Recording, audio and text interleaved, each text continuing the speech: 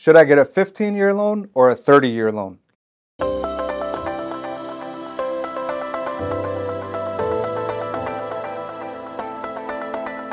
Hey guys, my name is Charlie Shammy. I'm the CEO of a multi-state mortgage company called Sonic Loans located here in Michigan. And today we're going to talk about the different type of loan options that you have in the sense of term.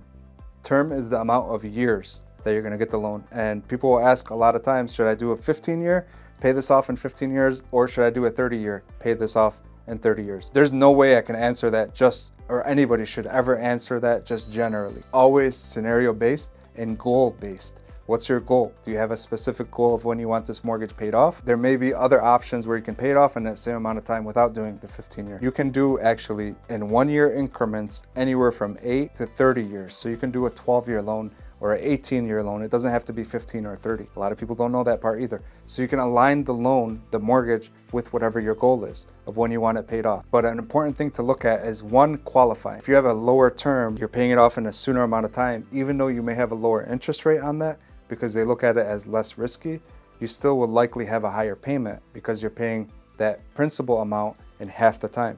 So you may have a higher payment. And we have to make sure, one, your scenario qualifies for that.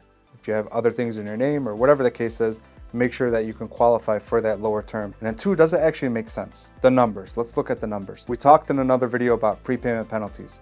There's no conventional FHA, USDA, or VA loan. They typically don't have prepayment penalties, which means if you pay extra every month, you pay that extra amount as 0% interest. So you look at what the 15-year payment will be, and if you make a 15-year payment on a 30-year term, when will that actually be paid off? Your loan officer can run what's called an amortization schedule, or you can go to sonicloans.com, go to popular tools. You can run, I think it's called a refinance analysis on there. We changed the name recently. But you can run that scenario and see, if I make this extra payment, when will I pay it off? And a lot of people are surprised to see it may be the same amount of time. So people will ask, why should I do this? Why don't I just do the 15-year? Well, you get a little breathing room. Let's say you have a month where you need that couple $100 extra. You have that breathing room in a 30-year. Most of the time it's just to qualify. But I think it's better to have the option rather than to be forced into the payment.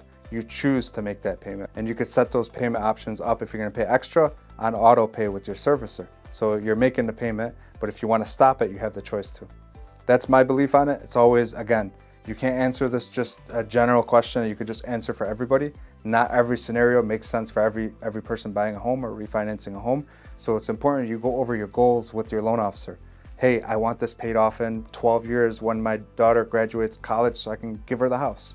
Or whatever your scenario is, and put together a plan from the beginning, because your loan officer should be able to help you put a plan together to satisfy those goals.